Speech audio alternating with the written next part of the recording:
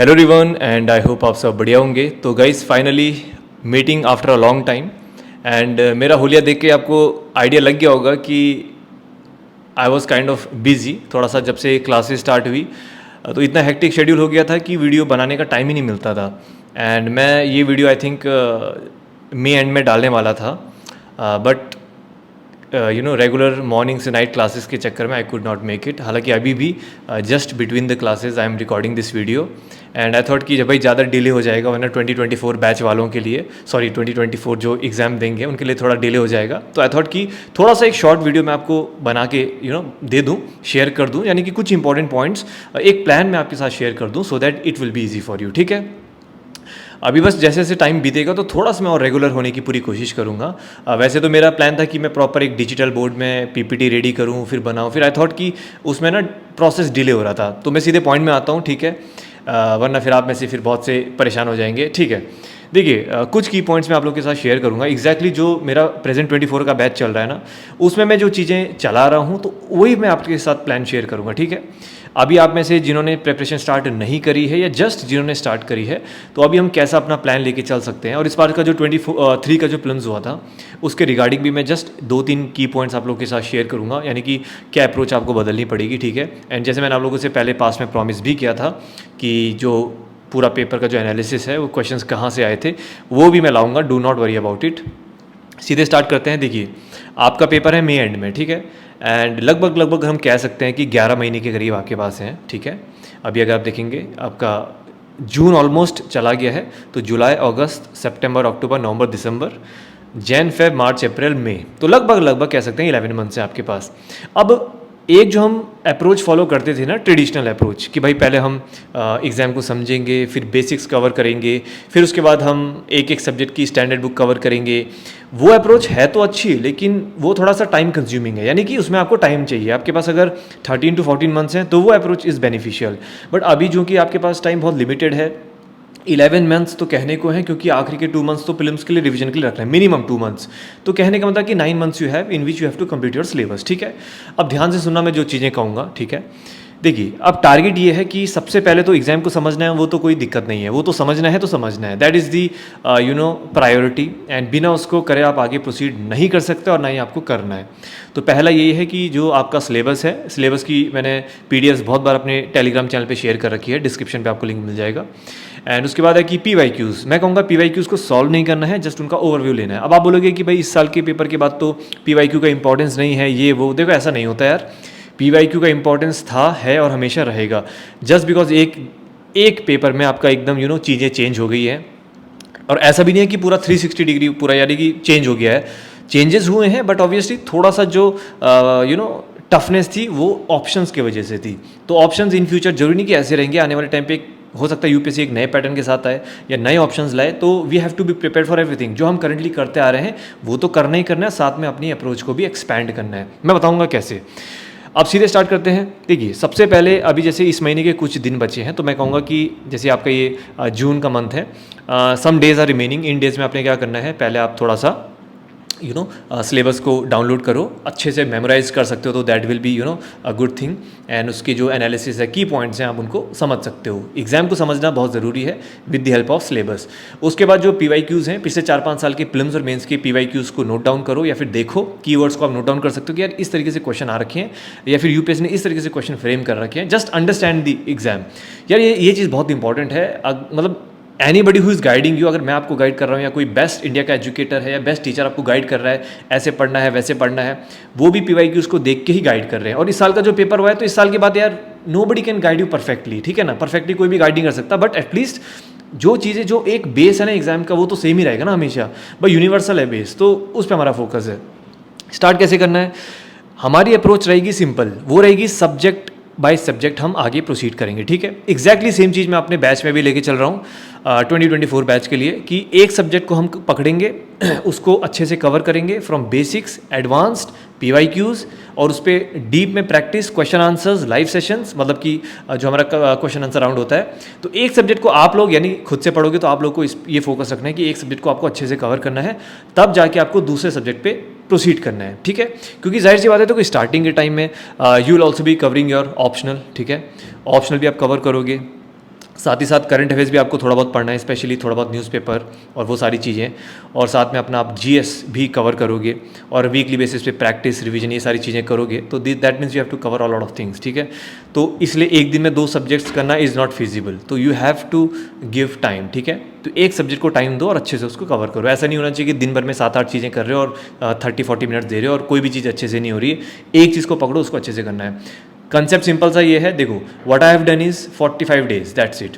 45 days में मैंने हर एक कोर्स सब्जेक्ट को दिया है, यानी कि नेक्स्ट 6 मंथ्स 45 इंटू 4 कह सकते हैं कि आपका 180 डेज हो गया है, ठीक है। तो अगले 6 मंथ्स में आपने कोर सब्जेक्ट्स को अच्छे से कवर करना है। और कोर सब्जेक्ट्स कौन से आपके? पॉलिटी, इकोनॉमिक्स, हिस्ट्री और ज्योग्राफी। और नॉट जस्ट फॉर प्रिलिम्स और मेंस, इंटीग्रेटेड प्रिपरेशन करनी है। देखो यार, बहुतों को लगता है ना कि मैं ये सब्जेक्ट पढ़ रहा हूँ, ये किताब पढ़ रहा हूँ प्रिलिम्स के लिए है, ये मैं नोट्स पढ़ रहा हूँ मेंस के लिए। ऐसा नहीं होता यार। एक सब्जेक्ट है, उसी सब्जेक्ट में आपकी सब्जेक्टिव चीज़ें यानी डिस्क्रिप्टिव चीज़ें भी है और आपकी ऑब्जेक्टिव चीज़ें भी है, तो it is helpful for prelims as well as mains. तो ये दिमाग से हटा दो कि ये प्रिलिम्स के लिए पढ़ाई हो रही है, ये मेंस के लिए हो रही है। एक सब्जेक्ट है, वो प्रिलिम्स और मेंस के लिए दोनों के लिए हेल्पफुल रहेगा, क्योंकि आर्टिकल्स, एग्जांपल लेता हूँ, अगर पॉलिटी के आर्टिकल्स हैं वो आप मेंस में भी तो कोट करोगे और वो आर्टिकल्स आपके प्रिलिम्स में भी पूछे जा सकते हैं। तो why are we separating this things? तो ये मत करना। एक सब्जेक्ट है, जैसे जून से आपने स्टार्ट किया, जुलाई से स्टार्ट किया, सॉरी, एग्जाम को आपने समझा, जुलाई से स्टार्ट किया, स्टार्टिंग के 45 डेज में एक सब्जेक्ट को दो।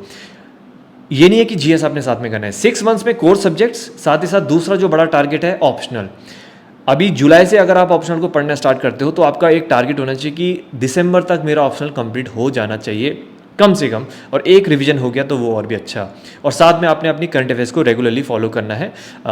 एक मैगजीन फॉलो कर सकते हैं या फिर आप कोई एक न्यूज़पेपर फॉलो कर सकते हैं। मेरे केस में तो मैं एक डॉक्यूमेंट प्रोवाइड करता हूँ, और मतलब इस तरीके से मेरा डॉक्यूमेंट रहेगा कि उसी में ही न्यूज़पेपर के इंपॉर्टेंट आर्टिकल्स और मंथली बेसिस पे योजना, कुरुक्षेत्र, पीआईबी, ये सारे नोट्स में एक ही डॉक्यूमेंट में डाल दूंगा और फिर अपने बैच के स्टूडेंट्स को प्रोवाइड करूंगा, यानी और अभी एक जो दिया भी है। तो ये मेरा सिंपल सा है। अगर आपका मान लीजिए कि आप अगर ऐसा नहीं है जो आपको कोई प्रोवाइड करता है, तो what you can do is कि एक मैगजीन हो गई कोई भी कोचिंग की जो आप जिस पे आपको ट्रस्ट है, और साथ ही में थोड़ा बहुत न्यूज़पेपर पढ़ना है। न्यूज़पेपर के बाद ज़्यादा नहीं, आधे पन्ने के नोट्स बना सकते हो, because that is going to be very helpful.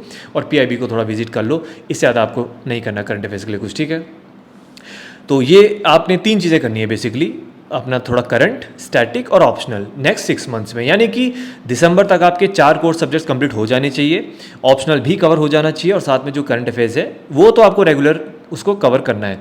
2 चीज़ें जो वीकली बेसिस पे आपने करनी है, नॉट डेली बेसिस पे, है ना। ऐसा नहीं करना है कि डेली आप एमसीक्यू 10-10 लगा रहे हो, मैं नहीं समझता हूँ that is going to be helpful, क्योंकि यार डेली बेस पे जब आप कोई छोटी एक्टिविटी करते हो ना, उसमें टाइम आपका वेस्ट हो जाता है, राइट। तो वैसे काम आपने नहीं करना है।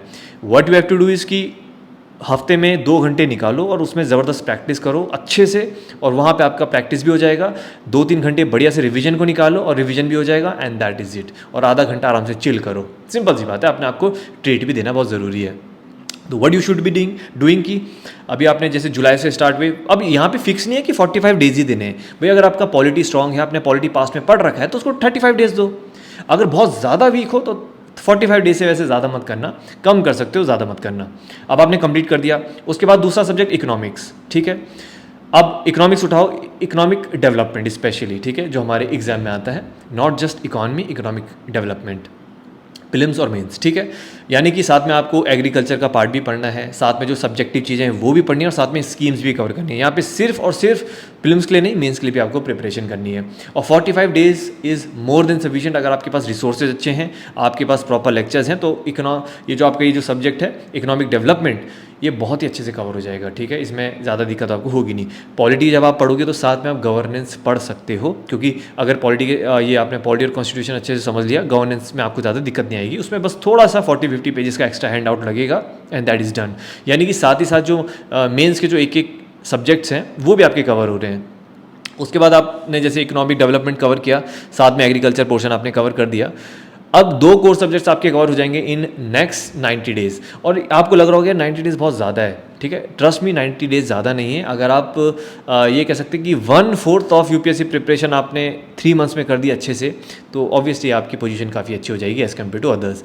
उसके बाद आप हिस्ट्री या ज्योग्राफी उठा सकते हो, बट आई विल से कि पिक हिस्ट्री, और हिस्ट्री में वही अगर 45 डेज दे रहे हो तो वही एंशिएंट मेडिवल को आप 15 डेज में कवर कर सकते हो, and the remaining time you can give to modern history, क्योंकि साथ में आप आर्ट एंड कल्चर भी पढ़ सकते हो, क्योंकि जाहिर सी बात है आर्ट एंड कल्चर इंटरकनेक्टेड रहता है। और अगर आपने एंशिएंट और मेडिवल का जो कल्चर पार्ट है वो अच्छे से पढ़ लिया तो आर्ट एंड कल्चर की भी आपकी 30-35% प्रिपरेशन वैसी हो जाएगी। यहाँ पे सारा खेल आता है रिसोर्सेज का और स्टडी मटेरियल का, क्योंकि ज़्यादातर एस्पिरेंट्स यही परेशान होते हैं क्या पढ़ूँ कैसे पढ़ूँ। तो देखो इसके लिए मैं एक चीज़ आपको बोलूँगा, आप में से जो लोग मेरे को बहुत पहले से फॉलो कर रहे हैं, बहुत पुराने टाइम से फॉलो कर रहे हैं, तो डेफिनेटली अभी भी जो हमारा 24 का जो बैच स्टार्ट हुआ था, अभी जस्ट आई थिंक एक आध हफ्ते पहले स्टार्ट हुआ है, एंड उसमें देखो मेरा सिंपल सा कंसेप्ट ये है कि 1 डॉक्यूमेंट फॉर 1 सब्जेक्ट, और उसके रहेंगे लिमिटेड लेक्चर्स, और उसके बाद प्रैक्टिस की जाएगी वीकली बेसिस पे, और वीकली बेसिस पे PYQ सेशंस भी रहेंगे। तो मैं सिंपल सी बोलूँगा यार देखो, अगर आपको रिसोर्सेज का या गाइडेंस का, स्टडी मटेरियल का, अंडरस्टैंडिंग का कहीं पर भी दिक्कत आता है, आप बैच ज्वाइन कर सकते हो, अभी भी सीट्स अवेलेबल हैं, ठीक है। And you will be in direct touch with me, मेरा नंबर रहेगा आपके पास, जब चाहे व्हाट्सएप मैसेज कर सकते हो, वॉइस मैसेज कर सकते हो। एंड मैं इसे बता रहा हूँ बिकॉज आप में से 90% जिन्होंने अभी बैच ज्वाइन किया है तो वो 1 साल से कनेक्टेड थे। तो आई फील कि ऐसे बहुत सारे एस्पिरेंट्स होते हैं जिनको पता नहीं होता है कि भाई बैच आया है या एडमिशन हो रहा है, तो फिर बहुत सारे जो अभी कनेक्ट हुए उन्होंने बोला है कि भाई हमको पता ही नहीं था कि आपका ऐसा कुछ बैच वैच चलता है। तो ये मैं आपको बता रहा हूँ, अदरवाइज इट्स नॉट कंपलसरी। अगर कोई सेल्फ प्रिपरेशन करना चाहता है तो मैं आपको बता रहा हूँ कि कैसे आप प्रिपेयर कर सकते हैं। जहाँ पे आपको स्टडी मटेरियल में दिक्कत आती है, आप कोचिंग के नोट्स को रेफर कर सकते हो, एज सिंपल एज दैट, ठीक है। तो ये आपने करना है। सो द पॉइंट इज़ कि अब आपने 2 सब्जेक्ट्स कवर किए, हिस्ट्री वाले सेक्शन पे आप आए। मैं यहाँ पे देखो एग्जैक्टली मंथ नहीं बता रहा हूँ, जून से आप काउंटिंग कर सकते हो, सॉरी जुलाई से काउंटिंग कर सकते हो। जैसे कि 1 जुलाई से आपने कह सकते हैं कि 10 अगस्त या फिर 15 अगस्त तक आपने पॉलिटी कवर किया, फिर 10-15 से आपने इकोनॉमिक्स पढ़ना स्टार्ट कर दिया लगभग सितंबर तक, ठीक है। फिर उसके बाद अक्टूबर में आपने हिस्ट्री स्टार्ट कर दिया। Depending, numbers are not fix कि भाई 45 डेज ही आपने देने हैं, जस्ट आप कम ज़्यादा कर सकते हो depending on the understanding and the preparation level of your on that for that particular subject. फिर उसके बाद 4th आपने ज्योग्राफी स्टार्ट करना है। अब ज्योग्राफी क्यों स्टार्ट करना है, क्योंकि मेरी फिलॉसफी ये है कि ज्योग्राफी जैसे आप स्टार्ट कर दोगे, क्योंकि ज्योग्राफी और एनवायरनमेंट इंटरकनेक्टेड होते हैं, तो पहले आप ज्योग्राफी को जब कवर कर लोगे उसके इमीडिएटली बाद आपने एनवायरनमेंट को पढ़ना है, और एनवायरनमेंट को पढ़ने में आपको मुश्किल से मैक्स टू मैक्स 15 डेज लगेंगे। ट्रस्ट मी, इससे ज़्यादा ज़रूरत ही नहीं आपको। अगर ज़्यादा टाइम देते हो तो फिर वो यह है कि रिसोर्सेज की कमी या फिर गलत गाइडेंस, लेकिन environment can be covered in just 15 days if you have done your geography in advance properly, ठीक है। और उसके बाद जैसे कह सकते हैं कि जो दिसंबर और जनवरी का फेज़ है वहाँ पे अपना साइंस एंड टेक ये सारी चीज़ें कवर कर सकते हो। तो साइंस एंड टेक में भी अगेन 15 डेज से ज़्यादा आपको नहीं लगेंगे। बेसिक जो कंसेप्ट होते हैं, स्टैटिक पोर्शन वो मुश्किल से 10 to 15 लेक्चर्स में अच्छे से कवर हो जाएगा। एंड अगर जिनके भी आप अगर देखोगे, अगर लेक्चर्स नहीं देखते हो किसी के, तो नोट्स भी अगर आपको अच्छा खासा हैंड आउट मिल गया तो मैक्स टू मैक्स कह सकते हैं कि 80-90 पेजेस में बहुत ज़बरदस्त आपका विद करंट ये आपका साइंस एंड टेक कवर हो जाएगा, ठीक है। उसके बाद अब आप ये सोचो कि by the end of this year आपका कोर सब्जेक्ट कवर हो गया है एंड ऑप्शनल आपने कवर कर दिया है, तो आप एक बहुत ही बढ़िया पोजीशन पे रहोगे। क्योंकि रियलिटी होती है कि बहुत सारे लोग ना ऑप्शनल को प्रीलिम्स के बाद कवर कर रहे होते हैं या फिर प्रीलिम्स तक कवर कर रहे होते हैं। भाई एग्ज़ाम में हमको सिर्फ प्रीलिम्स नहीं निकालना है, हमको प्रीलिम्स के साथ साथ अपना मेंस भी निकालना है। तो मेंस निकालने के लिए ये जो ऑप्शनल है that will play a big role. ऐसे की बात करते हैं, देखो अब जो कुछ की पॉइंट जो छूट गए हैं उनकी बात मैं करता हूँ, लेकिन आगे का प्लान थोड़ा बता देता हूँ। मोस्टली जो एथिक्स है, एथिक्स को मैंने अच्छा खासा 1 महीना दिया है। देखिए मैंने क्या किया ना कि फरवरी का जो महीना है, फरवरी के महीने में मैंने एथिक्स दिया है। वैसे जो जीएस के रिमेनिंग सब्जेक्ट्स थे वो अपने बैच के लिए रखे हैं मैंने फरवरी के महीने में, लेकिन अगर आपने गवर्नेंस उस टाइम पे किया तो ठीक, नहीं किया तो एथिक्स के साथ आप कर सकते हो, इंटरकनेक्टेड है। सोशल इश्यूज़ भी एथिक्स के साथ कर सकते हो क्योंकि ये भी इंटरकनेक्टेड है। तो जो इंटरकनेक्टेड सब्जेक्ट्स हैं इनको आपको साथ में पढ़ना है, काम आसान हो जाएगा। क्योंकि मेंस में जो आपके कोर सब्जेक्ट्स हैं 60% वेटेज उनका है कोर सब्जेक्ट्स का, जो कि आपने दिसंबर तक कवर कर दिया। फिर बचा आपका थोड़ा बहुत एथिक्स, वो आपने फेब में कवर करा, और जो रिमेनिंग सब्जेक्ट्स हैं अगर आप उनको प्रीलिम्स के बाद भी कवर करते हो तो भी आप सेफर पोजीशन पे हो। अदरवाइज आप जैन फेब में कवर कर सकते हो। फिर मार्च से अपना प्रीलिम्स पे फोकस करो, ख़त्म बात, ठीक है। अब दूसरी बात आती है कि प्रैक्टिस का क्या करें, MCQs कैसे लगाएं, PYQ, CSAT ये सब कब करें। देखो एक एक करके मैं थोड़ा सा इनको ब्रीफ में बताऊँगा आपको। करंट अफेयर्स के लिए देखो मैंने आपको बोला है न्यूज़पेपर इज़ वेरी इंपॉर्टेंट, और इस बार के प्रीलिम्स के बाद पेपर के बाद न्यूज़पेपर की इंपॉर्टेंस और भी बढ़ गई है। पहले भी बढ़ी ही थी लेकिन बहुत लोगों ने डिग्रेड कर दिया था, लेकिन अब फिर से न्यूज़पेपर की जो इंपॉर्टेंस है वो again it has increased. Newspaper हो गया, एक मंथली मैगजीन अगर फॉलो कर सकते हो, स्टिक टू वन, एनी कोई भी नाम नहीं लूँगा कोचिंग का जिसमें आपका इंटरेस्ट है। और साथ में पीआईबी और थोड़ा योजना और कुरुक्षेत्र। पूरा नहीं पढ़ना है, बस इनकी समरी पढ़नी है। अगर आपको समरी मिल गई तो ठीक है, वैसे तो मैं प्रोवाइड करता हूँ अपने बैच के लिए पूरा वो जो एक पीडीएफ है, जैसे मैंने कहा था करंट का मेरा डॉक्यूमेंट रहता है, उसमें सारी चीज़ें अवेलेबल होती हैं। लेकिन अगर आप सेल्फ प्रिपरेशन कर रहे हो तो आप जाहिर सी बात है उसको ऑनलाइन बहुत सारी रिसोर्सेज हैं, वहाँ से देख सकते हो। और सी सेट की मैं बात करता हूँ ना, सी सेट का मैंने अभी से मत करने लग जाना, क्योंकि इतना डर का माहौल है मार्केट में कि सब अभी से पढ़ना स्टार्ट कर रहे हैं 2-3 घंटे सी सेट के लिए। वो आपको नहीं करना है। What you have to do is कि सी सेट को आप अक्टूबर नवंबर से करना स्टार्ट कर सकते हो। जब आपके 3-4 कोर सब्जेक्ट्स हो जाएंगे ना, अक्टूबर नवंबर से करना स्टार्ट कर देना। फिर आप या तो वीकेंड्स में या डेली बेस पे 2 घंटे कर सकते हो, depending on the level of your preparation, ठीक है। यहाँ पर भी अगेन लेक्चर्स और जो आपके जो एक अप्रोच है वो बहुत मैटर करेगी, ठीक है। टाइम आपके पास रहेगा, लेकिन उसको एफिशिएंटली कैसे यूज़ करना है, that is going to be very important and that will play impact, ठीक है, एन इम्पैक्ट, ठीक है। अब ये भी हो गया आपका कवर। अब बात करते हैं असली मुद्दे की, वो है प्रैक्टिस आंसर राइटिंग और ऐसे। आंसर राइटिंग का मैं सिंपल बोलता हूँ, देखो जो संडे है ना, Sunday is going to be very very important, क्योंकि संडे में you have to be productive, क्योंकि संडे में जो भी आपने हफ्ते भर का पढ़ा है वहाँ पे आपने रिवीजन करना है थोड़ा बहुत। दूसरी बात, अगर हम बात करते हैं कि प्रैक्टिस, मैं नहीं समझता हूँ कि डेली बेस पे 10-10 एमसीक्यूज़ लगाने वो फालतू टाइम वेस्ट वाली बात होती है, ठीक है।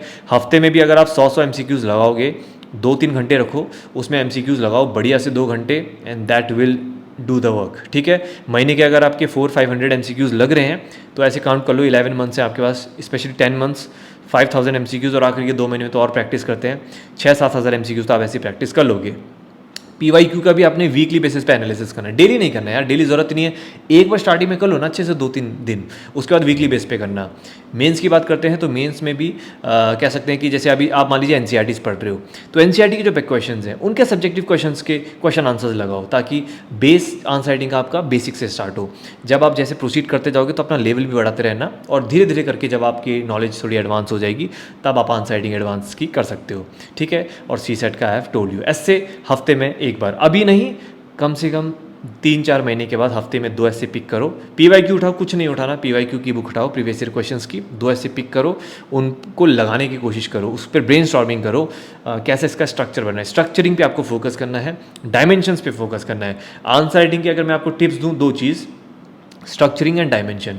एक क्वेश्चन का स्ट्रक्चर कैसा होना चाहिए उस पर आपने वर्क करना है। बहुत सारे टॉपर्स के आंसर शीट अवेलेबल है मार्केट में, उनको देखो यार, सब कुछ अवेलेबल है, बस आपको करना है ना, करना ही है और कुछ नहीं। दूसरा होता है डायमेंशन। एक क्वेश्चन की डायमेंशन क्या है भाई, उसकी रिक्वायरमेंट क्या है, you have to find dimension. ये कीवर्ड है, क्वेश्चन में पूछा क्या गया है, उसके अलग अलग एस्पेक्ट क्या हैं। एग्जाम्पल अगर आपको दूँ, क्वेश्चन में कई बार पूछा है what are the reasons for global warming. अब यहाँ पे खुद का भी दिमाग लगाना है कि भाई रीज़न अगर उन्होंने पूछा है तो साथ में आप सॉल्यूशन भी तो दोगे ना। ये थोड़ी कि उन्होंने रीज़न पूछा आप रीज़न बता के आ गए।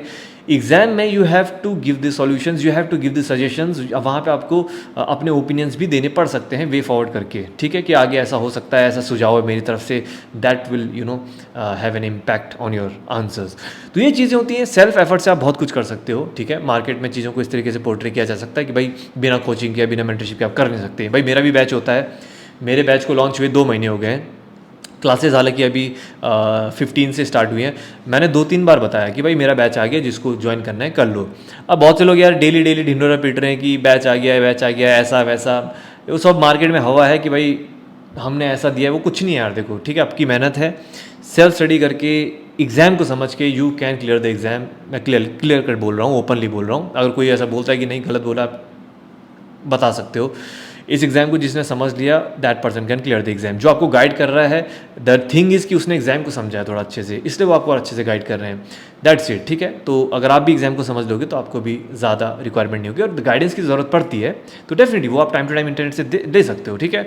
और बाकी अगर आप चाहते हैं कि ठीक है बहुत ही एक सिस्टमेटिक वे में आपकी प्रिपरेशन हो, बहुत ही सिंप्लीफाइड रहे अप्रोच, तो 24 का बैच अभी भी ओपन है, और 25 वाले एस्पिरेंट्स भी ज्वाइन कर सकते हैं, क्योंकि कंटेंट हमारा 2 साल के लिए अवेलेबल रहेगा। और सबसे खास बात पता है क्या होती है, देखो it's not about the resources और study material, it is about the connection, ठीक है, पर्सनल कनेक्शन। आप लोग मेरे साथ कनेक्टेड रहोगे, ठीक है। एंड मेरा पर्सनल नंबर आप लोग के पास रहेगा यार, तो जब चाहे छोटा बड़ा कोई भी डाउट हो, be it related to concept, be it related to newspaper articles, be it related to your answer writing, PYQs, anything, वहाँ पे मेरा नंबर आपके पास है, आप सीधे मैसेज कर सकते हो।